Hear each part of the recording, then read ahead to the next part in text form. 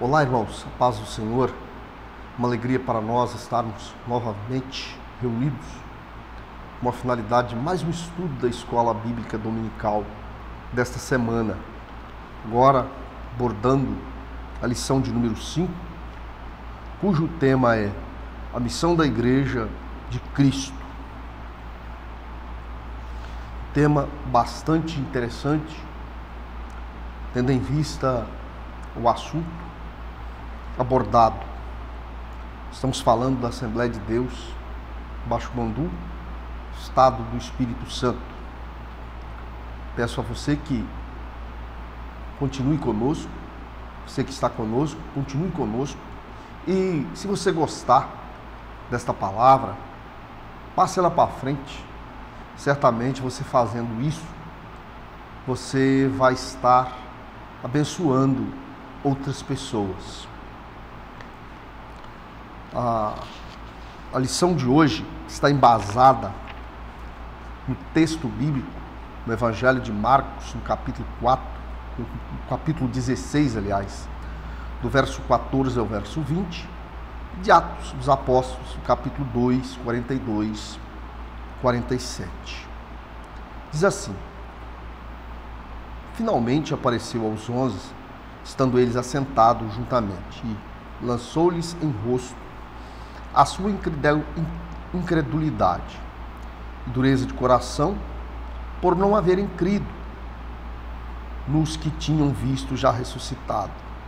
E disse-lhes: ide por todo o mundo, pregai o evangelho a toda criatura. Quem crer e for batizado será salvo, mas quem não crer será condenado. Esses sinais seguirão os que crerem. Em meu nome expulsarão demônios, falarão novas línguas, pegarão nas serpentes, e se beberem alguma coisa mortífera, não lhes fará dano algum. Imporão as mãos sobre os enfermos e os curarão. Ora, o Senhor, depois de lhes ter falado, foi recebido no céu e assentou-se à direita de Deus. E eles, tendo partido, pregaram por todas as partes, cooperando com ele o Senhor e confirmando a palavra com sinais que se seguiam. Amém. Atos 2, verso 42, vai dizer o seguinte: e perseveravam na doutrina dos apóstolos, na comunhão, no partir do pão, nas orações. Esse versículo foi tomado como texto áureo e, na verdade prática, como sal fora do saleiro cumpre a sua função de salgar, assim a igreja, quando adora e discipula, testemunha das insondáveis riquezas de Cristo.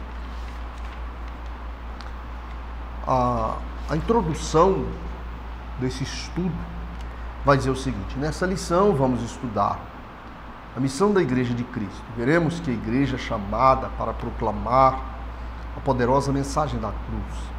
Assim ela cumpre a sua vocação de eleita quando participa da grande comissão deixada pelo seu fundador, Jesus Cristo. Mateus 28, 19. Como consequência dessa realidade, veremos que a igreja é uma comunidade adoradora de comunhão, finalmente. É uma comunidade que exerce um grande papel no presente século. Portanto, a igreja exerce uma grande missão neste mundo. Por exemplo, nós vamos aqui estar dividindo em 3 tópicos, né? Pregação e instrução, adoração e edificação, e comunhão e socialização. Pois bem, na pregação e instrução, interessante destacarmos de início o papel da igreja como proclamadora de boas novas. Assim como Deus escolheu Israel para, através dele, se revelar ao mundo, pois nós conhecemos a história através do Velho Testamento, todas as missões, as obras que Deus fez através de Israel, as grandes maravilhas. E naquela nação veio surgir, nos finais dos tempos, claro, estamos nos reportando há uns 2000 anos atrás, aquele que foi anunciado por profetas, reis dos Salmos, que seria o Salvador do mundo. Assim então,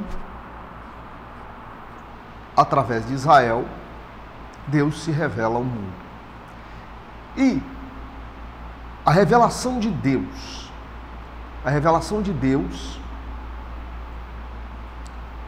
como salvação, pois é o que se abstrai da Sagrada Escritura, nos tempos em que ele nasceu naquela manjedoura. Este escolhe a igreja para que através dela ele leve a salvação, ele consiga salvar e alcançar os de perto e os de longe, conforme é anunciado há muitos na história narrada nos textos sagrados, como por exemplo, desde o momento de uma sentença contra a serpente. Da mulher sairá um homem que esmagará a sua cabeça. Então veja bem, a igreja, ela é fundada por Cristo, com uma missão especial, de levar as boas novas de salvação, levar o Evangelho. Deus poderia ter usado para esta finalidade os anjos, por exemplo, mas ele preferiu, foi da sua vontade, usar os homens. E através do sacrifício vicário de Jesus, deu-se a oportunidade dos de perto e os de longe. Os de perto, vamos dizer aqui, podemos vê-los de duas formas. Podemos ver essa palavra especificando os de perto num sentido literal, seriam aqueles da região de Jerusalém, nas proximidades, e os confins da terra, onde estamos nós. E poderíamos ver isso aqui também de uma forma metafórica. Os de perto seriam os próprios judeus, pois foi com eles que a palavra foi anunciada inicialmente. Foi eles que Deus escolheu através da vida de Abraão para se revelar ao mundo, vaticinado pelo próprio Israel e a Jacó, no livro de Gênesis, no capítulo 48, no verso 19, quando abençoou seu filho Efraim com uma bênção de primogenitura. Deus, assim, se predispõe a abençoar os de perto e os de longe, sendo os de longe, evidentemente, nesse caso, no sentido metafórico, nós que éramos gentios e não tínhamos direito a esta herança, somos considerados como zambuzeiros que fomos enxertados na verdadeira oliveira.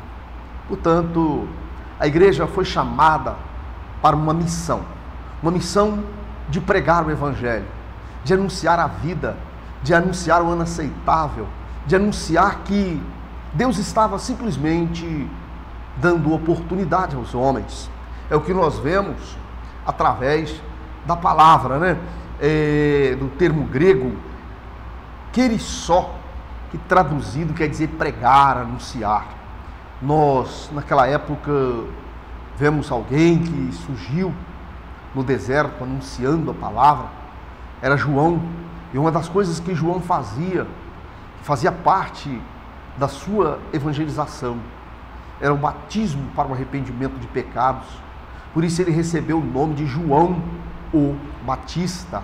Então este anunciava a palavra de Deus naquele tempo. Aí eu fico perguntando, né? E o objeto?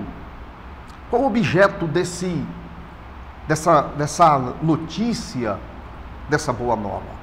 O que a igreja objetiva transmitir? Exatamente as verdades inerentes à salvação nesse tempo presente. Evidentemente aqui nos reportando a um tempo que perdura por 2000 anos, quando foi implantada a célula máter da igreja, aqueles 12 discípulos escolhidos por Jesus para levar a sua palavra ao restante do mundo. E vemos que eles anunciavam um tempo que se deveríamos rever nossos conceitos, arrepender dos nossos pecados, conhecer a verdade e através dela ser liberto.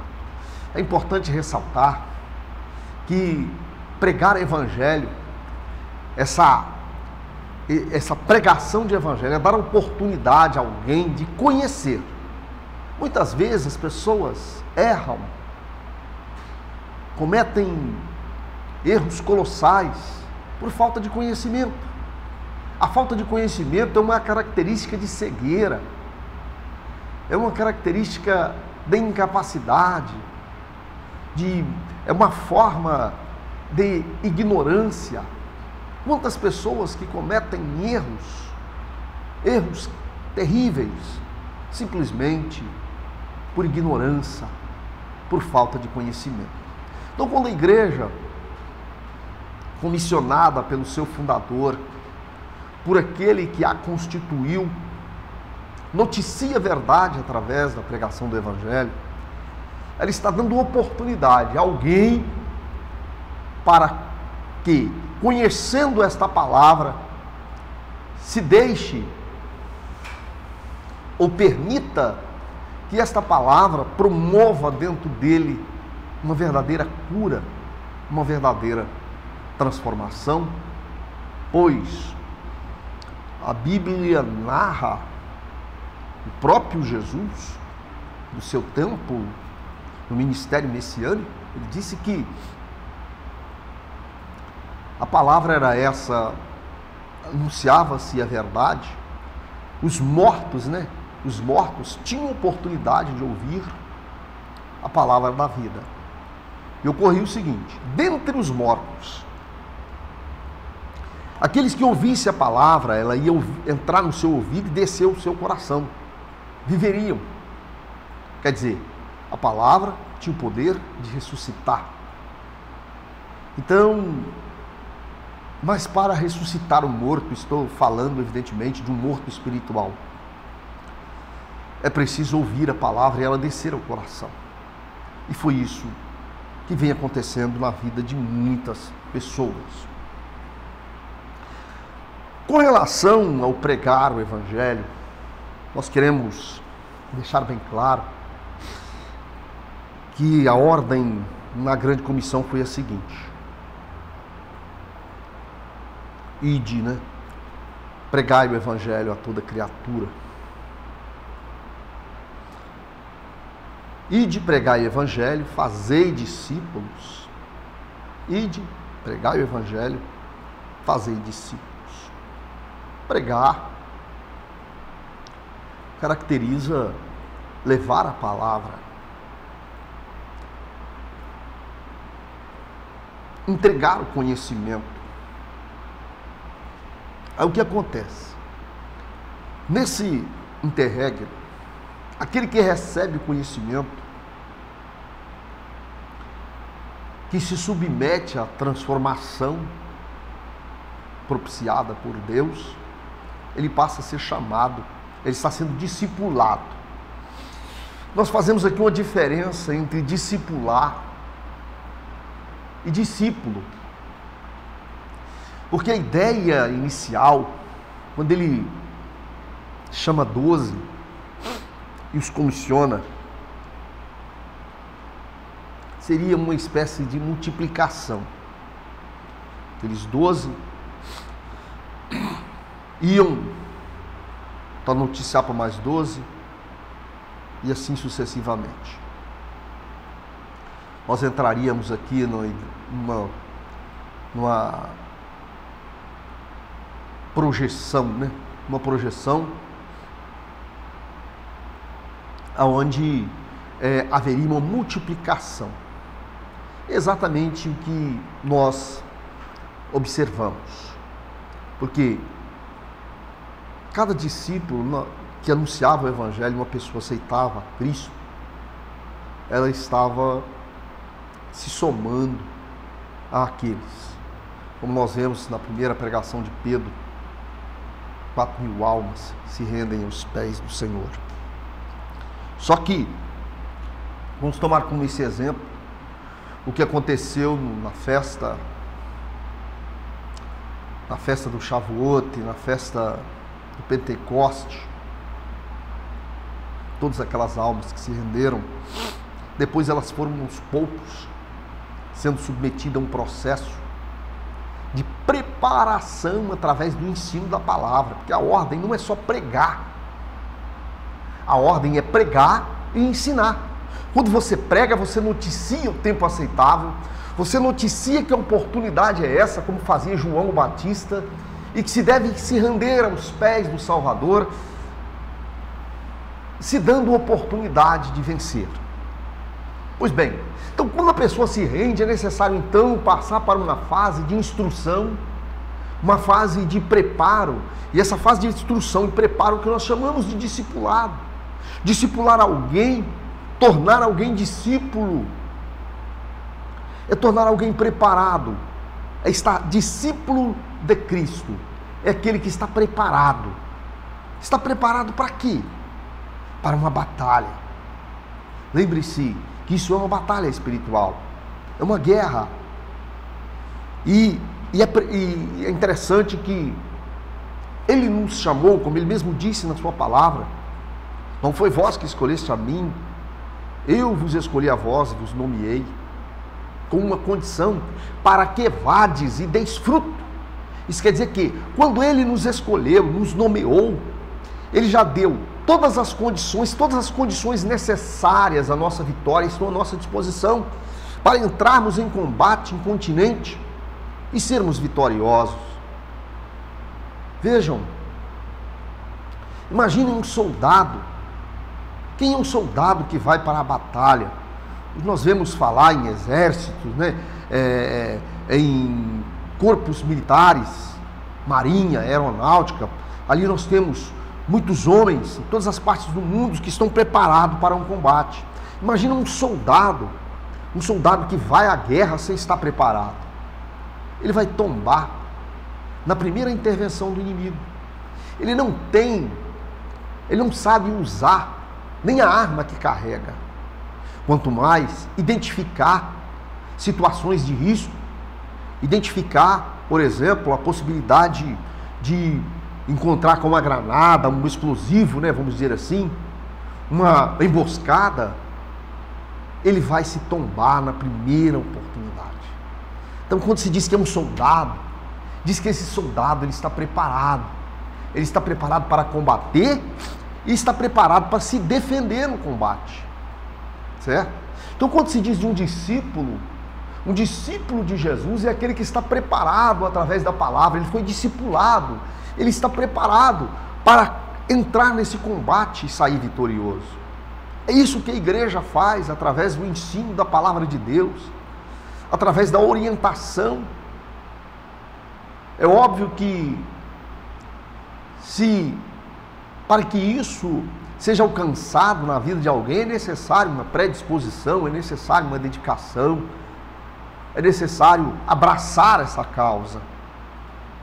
E certamente observar-se-á esses resultados na vida desta pessoa. No segundo tópico dessa lição, nós vamos ver aqui a expressão adoração e edificação. Quando nós falamos em adoração, nós vamos lembrar aos cultos que se frequentam, né?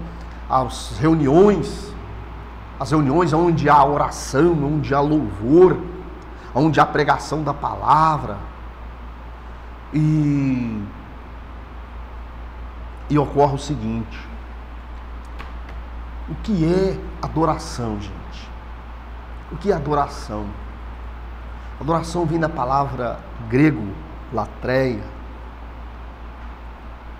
Ela traz a ideia inicial de serviço. Serviço quer dizer, serviço te leva para um outro campo de ser, agir e viver. Vamos pensar de três formas: ser, agir e viver. Isso é adoração. É uma ideia de permanência.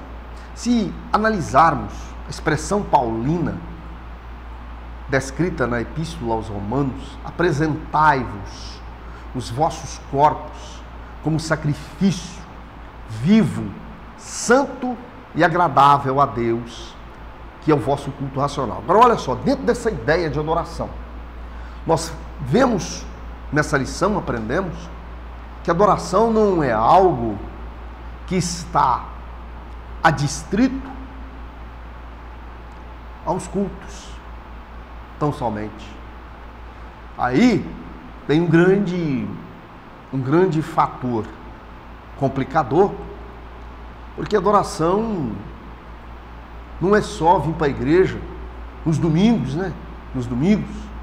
Tem muitos que não vêm nos cultos durante a semana, só vêm aos domingos, é o verdadeiro crente domingueiro.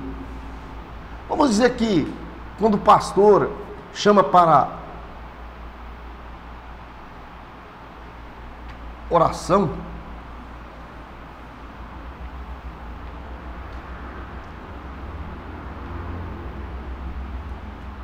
vamos dizer que quando o pastor chega num culto, né, ele chama para oração,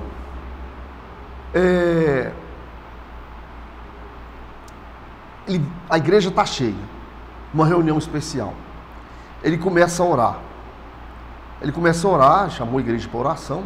Daí uns 10 minutos que ele está orando, ele levanta, a igreja está toda sentada, conversando, cada um com o seu par. Ora, se alguém não ora na igreja, imagina na sua casa. Se ele não consegue orar naquele momento de uma reunião, imagina na sua casa.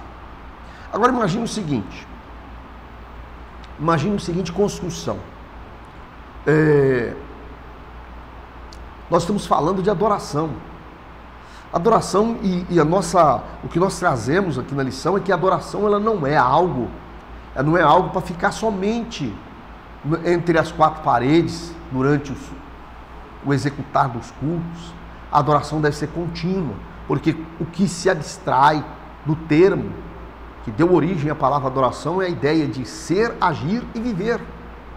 Isso aí já está indo para o campo da fé, ou do latim do fides, do latim do fides, que vem do grego pistes, que saiu por sua vez do hebraico emuná. Então olha só, e que lá no autor aos Hebreus ele diz que sem essa fides, sem esta fé, é impossível agradar a Deus.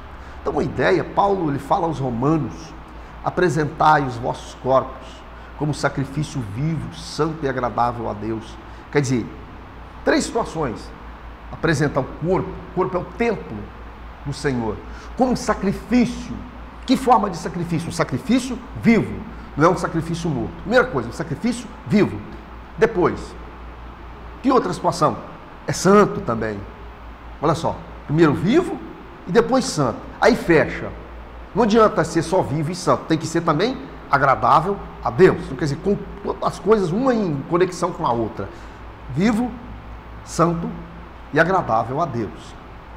Então olha só, e ele fala que isso aqui é um culto racional.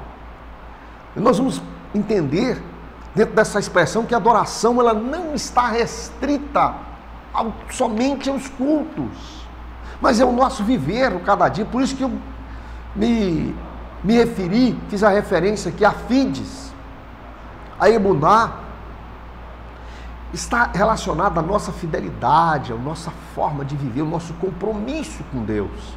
Então é algo que tem a ver com o dia a dia, tem a ver com o presente, com o porvir. Então o presente e o porvir, e vai. A palavra de Deus ela deve ser vista desta forma. E é interessante que nós vamos ver outra situação, para fechar aqui, da comunhão e a socialização. A comunhão com Deus, na comunhão nós vamos ver a fé na esfera fraternal.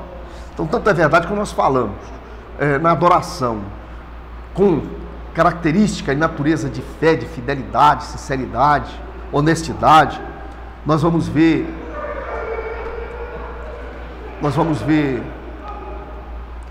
a fé na esfera fraternal. Um dos pilares da igreja primitiva,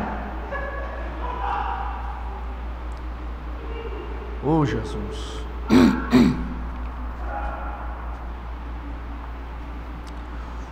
a fé na esfera fratamental. Um dos pilares da igreja primitiva estava a palavra comunhão. A palavra grega koinonia, traduzida aqui como comunhão, ocorre 19 vezes no Novo Testamento em seu sentido literalmente de parceria e participação, comunhão espiritual. Se somos cristãos, andamos à luz do Evangelho, devemos viver em comunhão. Então, quer dizer, o que seria a expressão koinonia? A expressão koinonia, ela vai dar a ideia de parceria, vai dar a ideia de cumplicidade. Como alguém pode dizer que tem comunhão com Deus quando ele não tem comunhão com o seu próximo? Ou seja, é aquela situação, ele disse que ama a Deus, ele disse que é fiel a Deus, mas, olha só Jesus para ter misericórdia. Esse irmão, eu não suporto ele. Aquele irmão quando fala, Deus me perdoe. Aquela irmã, não sei o quê. Então quer dizer, que parceria que há aí? Que cumplicidade que há nesse negócio? Que união que está nesse negócio? Olha bem que o Senhor, na oração sacerdotal, ele fala que, assim como ele e o Pai eram um, ele queria que os discípulos fossem um com ele. Então, essa ideia de comunhão é de unidade. A ideia de comunhão é a ideia de cumplicidade. É a ideia de estar unido no mesmo objetivo, no mesmo propósito. E vemos, inclusive, nessa lição, que esse princípio, ele não está atrelado apenas na questão espiritual, pois a Bíblia vai dizer, está escrito, está registrado, que depois daquela manifestação de Deus, efetivamente, no dia de Pentecostes, que eles foram cheios do Espírito Santo e começaram a pregar o Evangelho cumprindo uma ordem de Deus, diz que o coração deles era como se fosse um, não havia nada assim de particular, tudo era comum. Vendia o seu patrimônio e trazia e depositava aos pés dos apóstolos, porque havia uma comunhão. Uma comunhão, ela tem essa ideia, esse efeito social também. A comunhão, ela não é só no sentido espiritual. A comunhão, ela tem também essa característica social. Então, olha só, que maravilha. Então, nós vemos aí, dentro dessa dogmática, a igreja anuncia o Evangelho.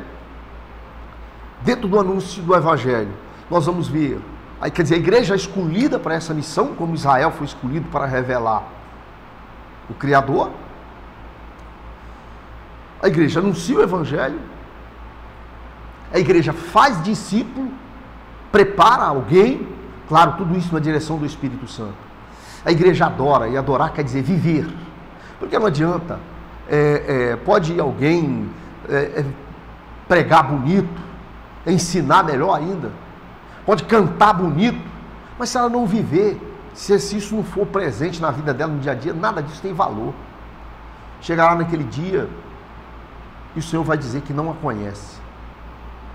É o que ele fala, muitos me dirão naquele dia, Senhor, em teu nome eu preguei, eu cantei, eu louvei, eu fiz isso. Ele vai dizer, não te conheço. Então a igreja adora, e a adoração nós vemos que é ser fiel a Deus. E nós vimos aí no final essa questão importantíssima da comunhão, que é uma demonstração dessa fidelidade a Deus presente na vida da pessoa, quando ela realmente está unida no mesmo propósito, no mesmo objetivo, para servir a Deus. Estamos aqui chegando ao final dessa lição, queremos ler aí a conclusão. Vimos que a Igreja de Cristo tem uma grande missão aqui na terra. Ela foi chamada para ser o sal e luz. Como sal, ela salgará o mundo com a mensagem da cruz, em uma sociedade que está corrompida pelo engano do pecado. Como luz, ela resplandecerá nas densas trevas que cobrem o mundo sem Deus. Ao mostrar Jesus Cristo ao mundo perdido, produzir discípulos e transformá-los em adoradores. A igreja cumpre com a missão para a qual foi chamada. Que Deus vos abençoe. Se você gostar dessa lição, passa ela para frente. Eu tenho certeza que ela vai fazer bem a essa pessoa que você a encaminhar, tá bom? Queremos estar te convidando para estar participando conosco em uma das nossas reuniões que ocorrem às quintas-feiras, a partir das 19 horas, nos domingos, às 8 horas da manhã, Escola Bíblica Dominical, e à noite, os cultos de adoração. Venha aprender conosco, venha adorar a Deus conosco. Queremos orar nesse instante. Senhor nosso Deus, o nosso Pai, nós te agradecemos porque até aqui o Senhor nos ajudou. Abençoa essa palavra na vida daqueles que a ouvirem de uma forma toda especial. Abençoa esse internauta, daquele que procura te encontrar, que ele possa, Senhor, concluir essa verdade, essa realização. Assim oramos a Ti e assim te agradecemos no nome de Jesus. Que Deus vos abençoe. Fiquem todos na paz do Senhor.